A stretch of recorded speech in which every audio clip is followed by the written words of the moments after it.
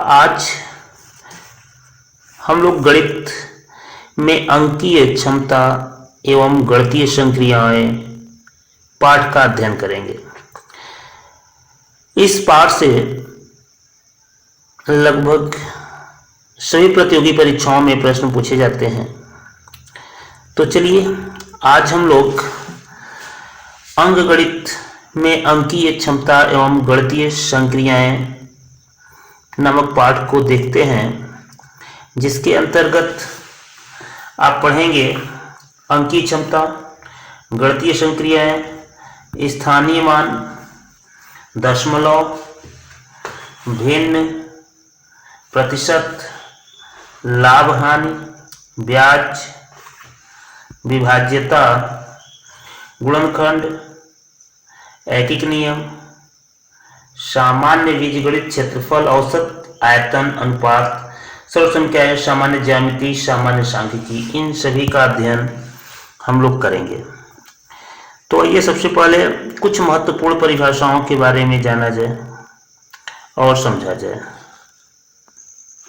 गणित की कुछ बेसिक बातों को हम लोग आज यहाँ जानेंगे। सबसे पहले देखते हैं जोड़, जो कि सभी को आता होगा। तो यहाँ पे संख्याओं की 4 आधारभूत संक्रियाएं दी गई हैं। जोड़ना सभी को पता होगा कि जोड़ना क्या होता है। गणना में अत्यंत स्वाभाविक रूप से संख्या का योग या जोड़ आता है। जोड़ना आगे की ओर गणना करना है। यह एक साथ की धारणा से निकटता संबंधित है। तो जोड़ में मुख्य रूप से हम ये देखेंगे कि संख्याओं के किसी जोड़े को किसी भी क्रम में जोड़ा जा सकता है। अर्थात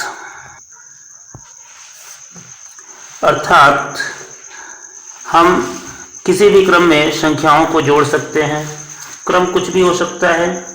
यह a प्लस बी बराबर b प्लस a के रूप का हो सकता है। अर्थात 2 में 3 जोड़िए या 3 में 2 जोड़िए, दोनों का मान इक्वल ही रहेगा, 5 ही आएगा। तो जोड़ की क्रिया में क्रम बदल सकता है, लेकिन उसके मान में कोई परिवर्तन नहीं होगा।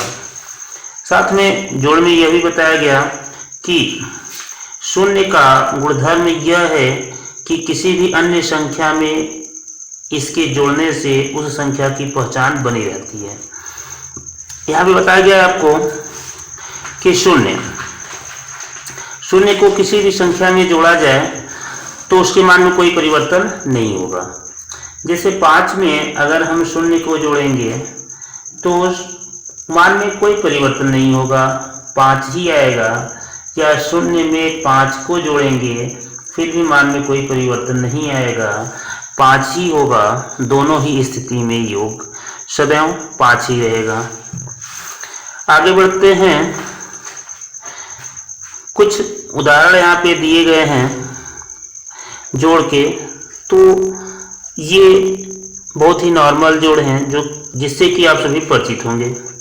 5 में 4 जोड़ेंगे तो 9 ही आएगा, या 4 में 5 जोड़ेंगे फिर भी 9 आएगा। बड़ी संख्याओं का योग हो या छोटी संख्याओं का, ये सभी चीज़ें आपको पता है। अब आते हैं घटाने पे। तो घटाने के लिए भी कुछ बेसिक रूल और नियम दिए गए हैं। जैसे यहाँ पे लिखा है कि घटाने की क्रिया जोड़ने की क्रिया से उल्टी होती है। इसे निकाल लेने अथवा विभाजन संबंधी क्रियाकलापों के द्वारा समझाएं। जीवन संबंधी स्थितियों का निरूपण करने के लिए चित्रों का प्रयोग किया जा सकता है। तो घटाने में आपको बताया गया कि कोई भी संख्या हो तो किसी भी संख्या में इकाई और दहाई होते हैं। जैसे हम ले लिए 45 में अगर हम देखें तो 5 इकाई है और 4 दहाई है। 45 से अगर हमें 12 को घटाना हुआ तो ये घटाने का चिन्ह इसको घटा देंगे, 5 में से 2 गया 3 बचेगा और 4 में से 1 गया तो 3 बचेगा, तो अंतर इसका आ गया 33। ये घटाना हो गया। आगे बढ़ते हैं और देखते हैं कुछ अन्य चीजें। गुणा, आगे देखिए जोड़ घटाने के बाद गुणा आया। गुणा में लगभग चीजें आपको पता है कि गुणा जो होता है वह योग की पुनरावृत्ति है। गुणा जो होता है वह योग की पुनरावृत्ति है। इसे मूर्त क्रियाकलापों और उदाहरणों द्वारा आसानी से समझा जा सकता है। आप सभी गुणा से परिचित होंगे। आगे बढ़ते हैं हम लोग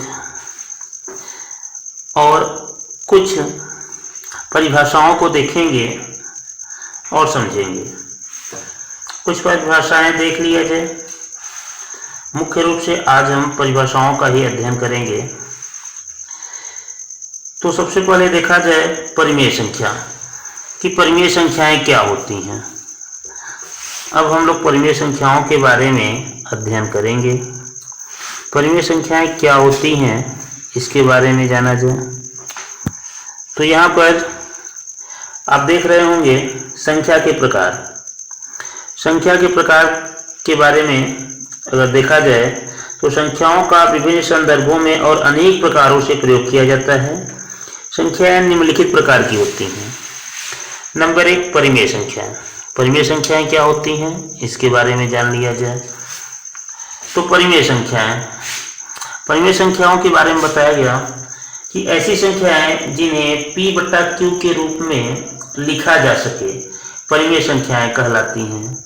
अर्थात वे संख्याएं जिन्हें हम p बटा q के रूप में लिख सकें वे संख्याएं परिमेय संख्याएं कहलाएंगी। साथ में ये भी बताया गया कि इनका हर जो है वह कभी भी शून्य नहीं होना चाहिए। जैसे परिमेय संख्या के बारे में आपको बताया गया कि ये p बटे q के रूप में होगी, जहाँ p जो है वह अंश है और q जो है वह हर है, और कभी भी q जो है वो 0 के बराबर नहीं हो सकता। q का मान कभी भी शून्य के बराबर नहीं होना चाहिए। यहाँ पर परिमेय संख्या की परिभाषा हुई कि ऐसी संख्या जिसे हम p बटा q के रूप में लिख सकें परिमेय संख्याएं कहलाती हैं, जहां q cannot equal to 0। जैसे एज एग्जाम्पल 1/2, इसके अलावा माइनस में भी हो सकता है -3/5, 6/8 या 8/8। ये सभी संख्याएं परिमेय संख्याएं होंगी। 1/2, -3/5, 8/8 ये सभी संख्याएं परिमेय संख्याएं कहलाएंगी। यहाँ पर देखिए 0/1 अर्थात 0 एक परिमेय संख्या है। 4/1, 4/7, 9/2, -3/8 अन्य सभी संख्याएं जो हैं वो परिमेय संख्याएं हैं। यहाँ बताया गया कि सभी धन, ऋण, शून्य, सम, विषम, भाज्य, अभाज्य तथा क्रमागत आदि पूर्ण संख्याएं जो होती हैं वो परिमेय संख्याएं होती हैं। जितनी भी संख्याएं हैं सब परिमेय संख्याएं होती हैं। कुछ संख्याएं दशमलव में होती हैं। आवर्त दशमलव संख्याएं जो बार बार आती हैं आवर्त दशमलव संख्याएं कहलाती हैं। जैसे अगर 4/3 को देखा जाए, 4/3 को देखा जाए और जब भाग देंगे तो ये आएगा 1.333। ये 3 बार बार आ रहा है तो इसको हम कहेंगे आवर्त दशमलव संख्या। आवर्त दशमलव संख्या। और जो आवर्त दशमलव संख्याएं होती हैं वो परिमेय संख्याएं होती हैं। जो आवर्त दशमलव संख्याएं होती हैं वो परिमेय संख्याएं होती हैं, इसको भी याद रखेंगे। जैसे यहाँ पे आपको दिख रहा होगा 1.333, ये सभी परिमेय संख्याएं हैं, अर्थात दोहराव वाली दशमलव संख्याएं आवर्त संख्या कहलाती हैं।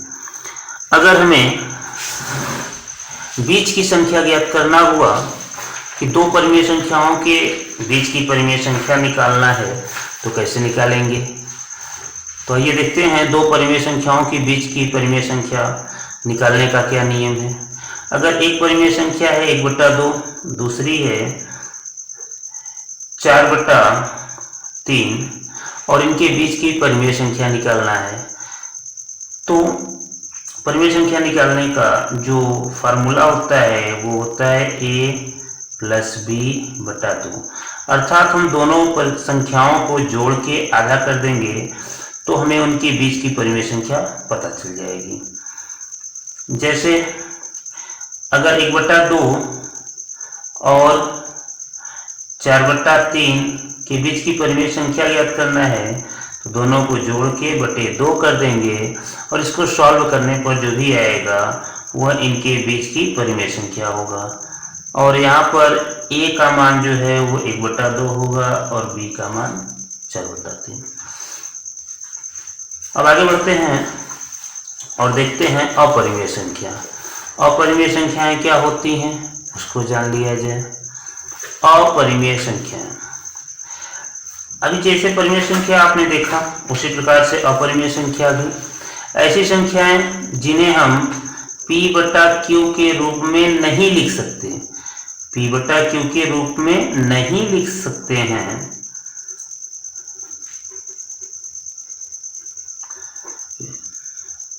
वे अपरिमेय संख्याएं कहलाएंगी। अपरिमेय संख्या कहलाएगी। ऐसी संख्या जिसे हम p/q के रूप में नहीं लिख सकते वह अपरिमेय संख्या कहलाएगी। जैसे देख लिया जाए, जैसे में अगर हम देखें तो जितनी भी कड़ीगत संख्याएं होती हैं वह अपरिमेय संख्या होती है। जैसे कड़ी में 2, कड़ी में 5, कड़ी में 8 और पाई एक अपरिमेय संख्या है। पाई जो है वह एक अपरिमेय संख्या है, इसको भी हम लोग ध्यान रखेंगे। यहाँ पे देखिए पाई का मान 3.141 होता है जो एक अपरिमेय संख्या है, परंतु अगर हम जब पाई का मान 22/7 रखते हैं तो उस स्थिति में 22/7 की स्थिति में पाई का मान परिमेय संख्या होता है, लेकिन पाई एक अपरिमेय संख्या है। लेकिन पाई जो है वह एक अपरिमेय संख्या है। आगे देखते हैं वास्तविक संख्याएं क्या होती हैं। वास्तविक संख्याओं से परिचित होना है हमें, तो आइए देखा जाए वास्तविक संख्याएं।